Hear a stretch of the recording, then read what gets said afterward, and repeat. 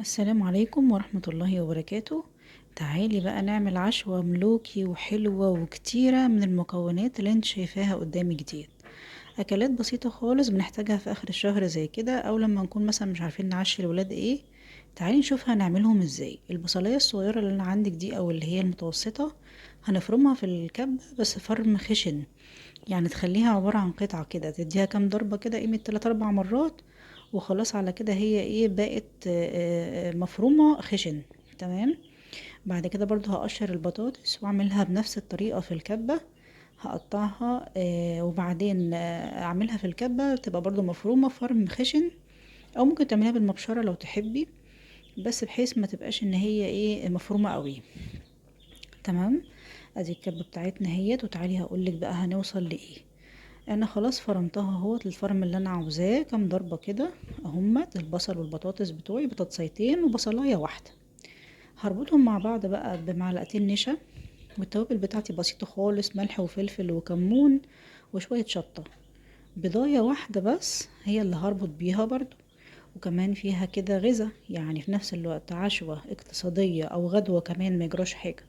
مكوناتها مغذية وتوابلها بسيطة. هربطها كمان بمعلقتين بقسماط مطحون. زودي بقسماط مطحون لحد ما تلاقيها بقت متماسكة. انا حطيت بصراحة خدت مني 3 معالق، وعجنيهم في بعض كويس قوي. انا جبت بقى ايه اسطمبة كده، يعني كان بصراحة غطا برطمان. ممكن تجيبي اللي هو المكبس بتاع الهمبرجر دوت تعملي بيه. انا عملت بالغطا بتاعي، كان مناسب بصراحة للحجم اللي انا عاوزاه.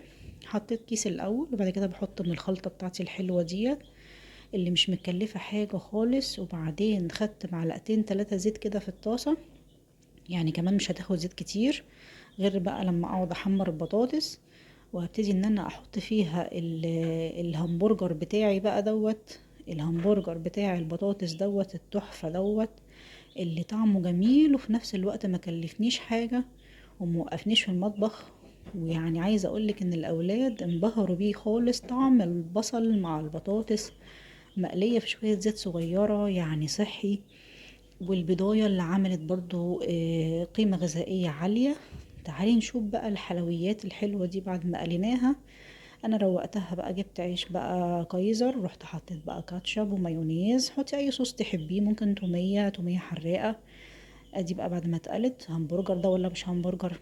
حتة قطاية بقى كده، قرن فلفل، شوية خس، دلعيهم بقى كده كأنها بالظبط عاملين همبرجر.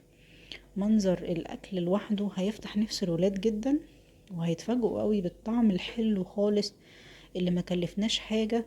اكلات جميلة. حطي زي ما هم عايزين من الخضار، اللي مش عاوز خضار خالص حطينا صوص بس.